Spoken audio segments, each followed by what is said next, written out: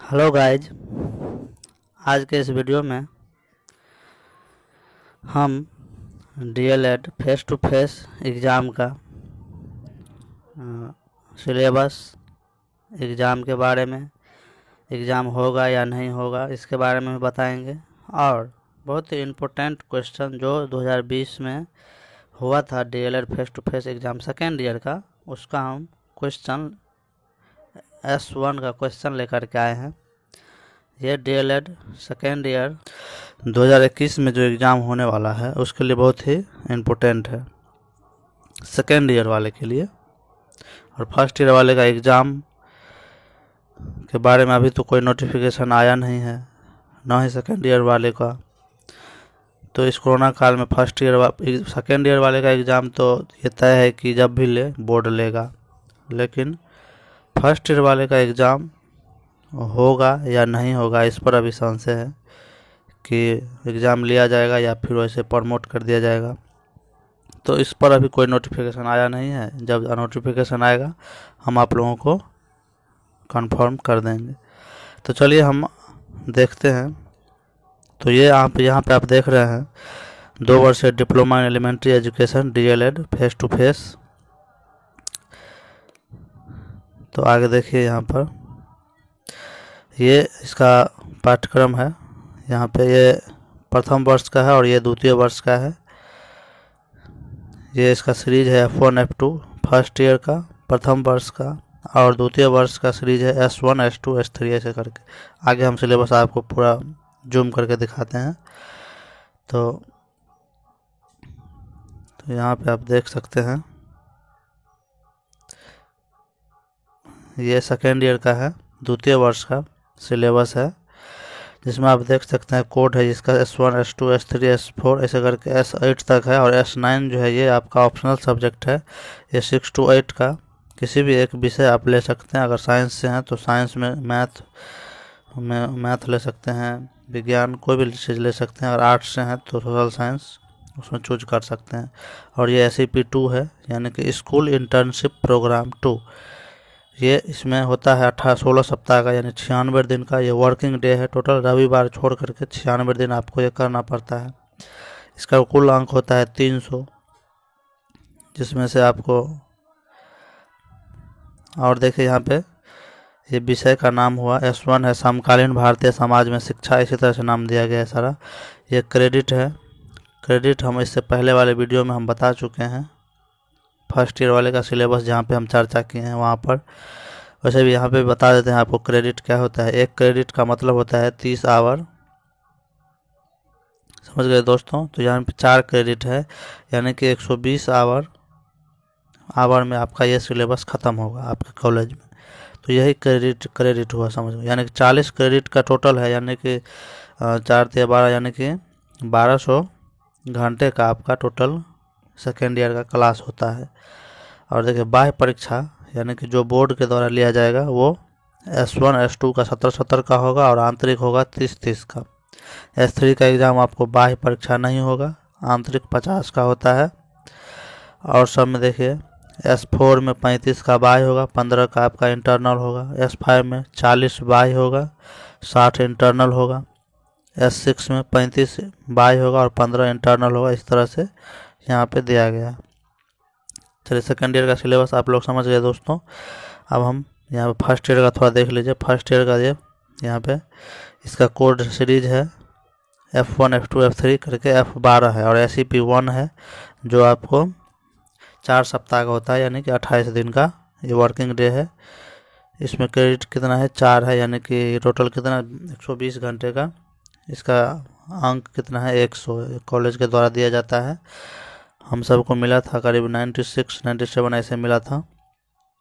यहाँ पे देखिए, यहाँ पे 4 जो सब्जेक्ट आप लोगों का है उसमें 70-70 का बाह्य होता है और 30-30 का इंटरनल होता है। और फिर यहाँ से 5 से लेकर के 10 तक यहाँ पे 5 जो है इसमें एक्सटर्नल होता है 35-35 का, और इंटरनल होता है 15-15 का। फिर 11-12 जो है इसमें एक्सटर्नल होता है 40-40 का और इंटरनल होता है 60-60 का। और SEP जो है ये 100 नंबर का होता है। कुल अंक आपका बाह्य परीक्षा का हो जाएगा, एक्सटर्नल का हो जाएगा 570 और आंतरिक यानी कि इंटरनल का 430 नंबर का होता है। टोटल क्रेडिट आपका है 40। समझ गए दोस्तों, क्रेडिट हम समझा दिए हैं। चलिए अब आगे देखते हैं क्वेश्चन।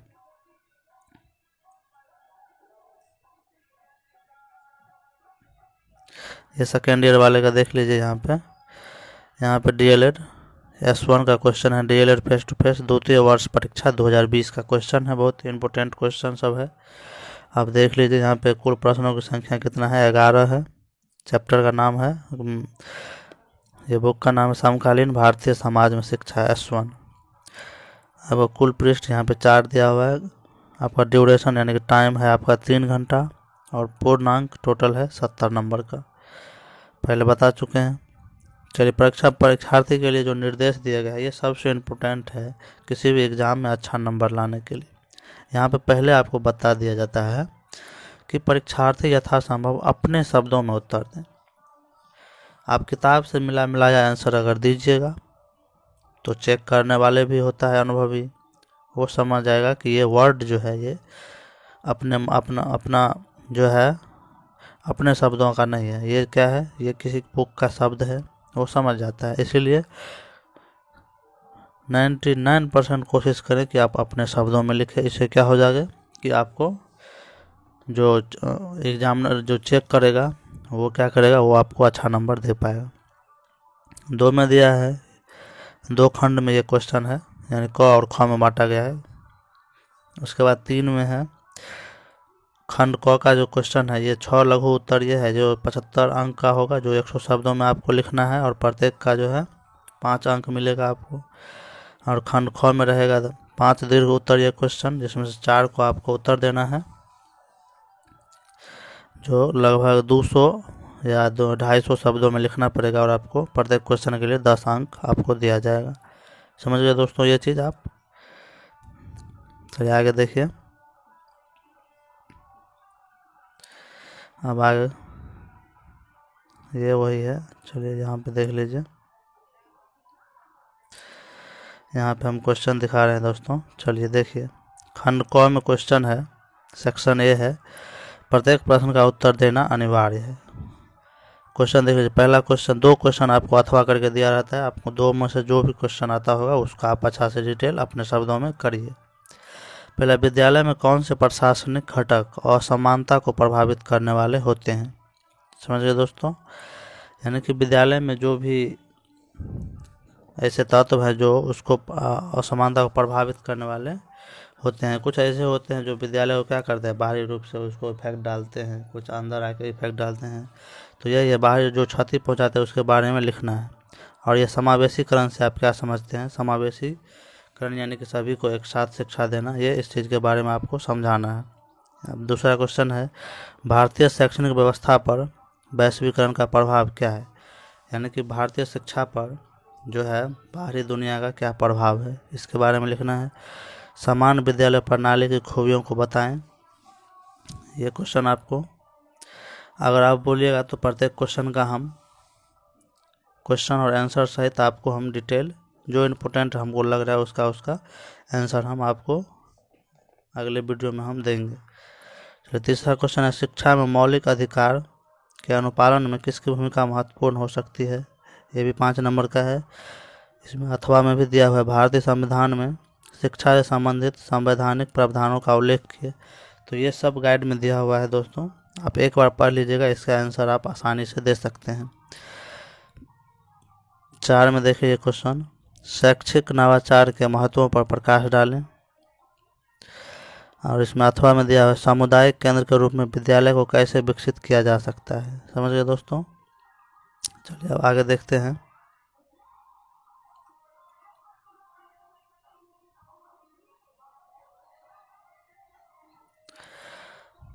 पांचवें देखिए दोस्तों, विद्यालय में छात्रों एवं शिक्षकों के लिए पाठ्यक्रम का होना क्यों आवश्यक है। देखिए, पाठ्यक्रम कोई भी चीज़ का रीड होता है, इसीलिए इस चीज़ को ध्यान में रखिएगा दोस्तों। पाठ्यक्रम को आप अच्छे से पढ़िएगा, हर एग्जाम में आपको पाठ्यक्रम से रिलेटेड एक क्वेश्चन रहता ही है। समझ गए दोस्तों, करिकुलम से रिलेटेड एक क्वेश्चन रहता ही है। यहाँ पे अथवा में दिया, अच्छे संसाधन और शैक्षिक उन्नति के आपसी संबंधों को बताएं। चलिए अब 6 नंबर देखिए, भारतीय संविधान के किस अनुच्छेद में सामाजिक न्याय के निर्देशक सिद्धांत वर्णित है? ये आप पढ़िएगा, आपको पता चल जाएगा दोस्तों। गाइड में सब दिया हुआ है। अगर आपको वीडियो चाहिए, क्वेश्चन हर एक क्वेश्चन का आंसर चाहिए, तो हम एक अलग से वीडियो बनाएंगे, क्योंकि ये वीडियो बहुत ही बड़ा हो जाएगा, पूरा डिटेल बताएंगे। तो चलिए, इसमें भी अथवा में दिया है, शिक्षकों के प्रशिक्षण को लेकर विभिन्न शैक्षिक नीतियों में क्या कहा गया है, उसका विश्लेषण कीजिए। देखिए, कोई भी भविष्य, देखिए आजकल के बच्चे क्या हमारे देश का भविष्य हैं, तो उसको शिक्षित करने के लिए हमें शिक्षक को क्या करना होगा, उसको जो है प्रशिक्षण देना पड़ेगा, एक अच्छा प्रशिक्षण देना पड़ेगा, जिससे वो क्या करे, विद्यार्थी को समझ सके, उसको समझ के पढ़ा सके। समझ गए दोस्तों। अब देखिए सेक्शन बी में क्या दिया हुआ है। सेक्शन बी में है, ये आपको 200 से 250 शब्दों में उत्तर देना है, यानी कि 2 से 3 पेज में आपको उत्तर देना है। देखिए साथ में, अभिवंचित वर्ग के बच्चों को सामाजिक आर्थिक स्थिति को विद्यालयों द्वारा किस प्रकार उन्नत किया जा सकता है, स्पष्ट करें। जो वंचित वर्ग के बच्चे हैं, जो भी है वंचित वर्ग के, पिछड़े वर्ग के, उसको जो है सामाजिक आर्थिक स्थिति को विद्यालयों के द्वारा किस प्रकार से सुधारा जा सकता है, इसके बारे में हमें लिखना है। अथवा में दिया है, क्या आप मानते हैं कि वर्तमान भारतीय समाज की दशाएं एक समतामूलक समाज की स्थापना की दिशा में है? तो ये आपको बताना है। चलिए आगे हम देखते हैं। टोटल आपको 11 क्वेश्चन रहता है। चलिए देखिए दोस्तों, 8 में है, वर्तमान में प्रचलित शैक्षिक नीतियों के प्रभावों की चर्चा करें। जो शैक्षिक नीति अभी चल रही है, वो उसके बारे में हमें लिखना है। एजुकेशन पॉलिसीज वर्तमान में क्या सब है। एनईपी अभी जो नया एनईपी 2020 है, वो अभी लागू हुआ नहीं है पूरी तरह से। इससे पहले एनईपी क्या है, इससे पहले का एनईपी इससे पहले एनईपी आपको 1986 में आया था। तो देखिए दोस्तों, अब अगला क्वेश्चन 9 नंबर क्वेश्चन देखिए, शिक्षक स्थानीय समुदाय के साथ मिलकर किस प्रकार से वहाँ की समस्याओं को दूर करने में मददगार हो सकता है। ये भी क्वेश्चन बहुत ही इंपॉर्टेंट है दोस्तों। 10 में देखिए, क्या विद्यालय में सामाजिक एवं सांस्कृतिक उत्सवों के आयोजन की व्यवस्था होनी चाहिए? अगर हाँ, तो इसकी व्यवस्था आप कैसे करेंगे, विस्तार से लिखें।